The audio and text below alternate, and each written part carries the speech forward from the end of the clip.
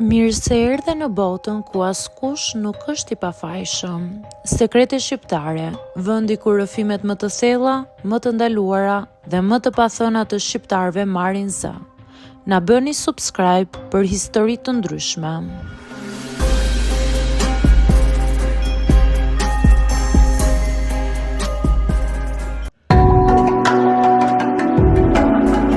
Punoja në një yacht luksoz, çfarë mësova më shokoi. Gjithë jetën time kam pasur ëndrrën dhe fiksimin që të punoja diku larg familjes, larg shoqërisë dhe të isha në një ambient që njëkohësisht edhe të argëtohesha. Një botë ndryshe nga ajo që kisha jetuar. Kur mora ofertën për të punuar si ndihmëse në një yacht luksoz që udhëtonte nga Monaco në Ibiza, nuk mund ta besoja. Nuk ishte vetëm çështja e punës, ishte një oportunitet, një mundësi për të parë një jetë që dukej e paarritshme, një botë luksoze, njerëz që jetojnë në luks dhe det i kaltër përreth. Në moment kur mora ofertën, më duk sikur arrita ëndrrën time dhe isha aq e lumtur sa nuk e shpjegoja dot.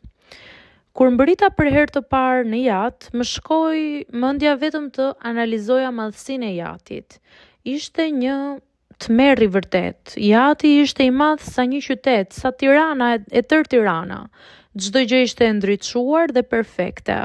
Kuvert druri lëmuar, dhoma gjigante me krevate të mëdhenj si hotel, dritare të mëdha që shihnin detin, stafi ishte profesionist dhe gjithçka dukej e organizuar deri në detaj. Por ajo që më goditi fillimisht ishte atmosfera dhe vibe-i. Të gjithë ishin të sjellshëm, por kishte një heshtje të çuditshme. Një ndjenjë që diçka nuk po shkonte fiks ashtu siç tregonte fasada. Ditët e para ishin një aventurë. Ne përgatisnim mëngjesin për mysafirët, pastronim dhomat, ndihmonim kur ishte e nevojshme. Një rutinë që mund të duket shumë e zakonshme, por çdo detaj kishte rëndësinë e vet. Më shokoi fakti që çdo gjë ishte e matur, çdo lëvizje mysafirëve kontrollohej, monitorohej. Një nga pronarët më tha një ditë: "Këtu gjithçka duket perfekte, por askush nuk bën asgjë pa plan." Dhe më bëri të mendoj sa e rreme mund të duket jeta e jashtme. Një natë gjatë një feste të vogël në kuvert pash diçka që nuk e prisja.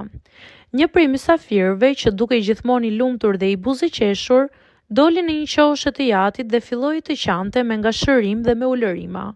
Askush nuk e pa, dhe ai ishte kaq i vetmuar pavarësisht luksit që e rrethonte. Ajo më shokoi shumë, më shumë se çdo dhuratë apo pije e shtrenjtë që kisha parë deri në atë ditë. Në një mbrëmje tjetër, pas një feste tjetër luksoze që organizoheshin shumë shpesh, ndërsa po pastroja dhomën, pash një nga koleget e mia më të reja duke u fshehur pas një perde. Ajo dukej e shqetësuar dhe e stresuar. Pasi e pyeta më tregoi se punëtorët e yachtit nuk ishin thjesht pastruese siç na kishin thënë në fillim. Shumë nga ne detyroheshin të bënin dhe punë për argëtimin e bosave dhe mysafirëve, përfshirë këtu shërbime personale, argëtim në kuvert dhe gjëra që nuk ishin lidhje me punën e zakonshme. Kishte një hierarki të fshehtë ku vetëm disa të privilegjuara mund t'i shmangnin këto detyra. Sa më shumë që qëndroja aty, aq më shumë zbuloja gjëra shokuese. Një ditë pash se disa punëtore që kishin punuar muaj të tërë si shërbyese u detyruan të përgatisnin një natë private për një nga mysafirët, duke i shërbyer në mënyrë personale pas një mbrojtje apo zgjidhje. Ata të gjithë buzëqeshnin, por syt u dridheshin nga frika dhe poshtërimi. Më shokoi fakti se askush nuk mund të thoshte jo. Nëse refuzoi rrezikoje vendin e punës dhe reputacionin në këtë rrjet luksi. Të gjitha këto ndodhnin në pamjen e përsosmërisë së yachtit. Kur shikoje jashtë, gjithçka dukej perfekte, festa, vera të shtrenjta, njerëzit që buzëqeshnin dhe gëzoheshin, por brenda, stafi jetonte në frikë dhe tension duke bërë punë që nuk kishin asnjë lidhje me atë për çfarë ishin punësuar. Një tjetër gjë që më goditi ishte fakti se disa punëtorë të rinj ishin të vetëm, larg familjeve dhe miqve, dhe i konsideronin këto detyra një mënyrë për të mbijetuar financiarisht, edhe pse e dinin se ishte shkelje e privatësisë dhe dinjitetit të tyre. Një kolege më tregoi se një herë ishte ndjerë shumë e përdorur dhe e poshtëruar, por nuk mund të fliste sepse askush nuk do ta mbështeste. Në disa ditë, parë se pronari i jatit dhe mysafirët e tij shfrytëzonin këtë situatë për të kënaqur dëshirat e tyre, pa u menduar për pasojat morale dhe emocionale. Gjithçka duke i si një lojë për ta, ndërsa ne jetonim me frikë dhe pa të drejtë të thonim ndonjë fjalë. Gjithçka ishte kontradiktore, jashtë kishte luks, dritë të bukura, det, fest, ndërsa brenda punëtorët ishin të shfrytzuar si sklever.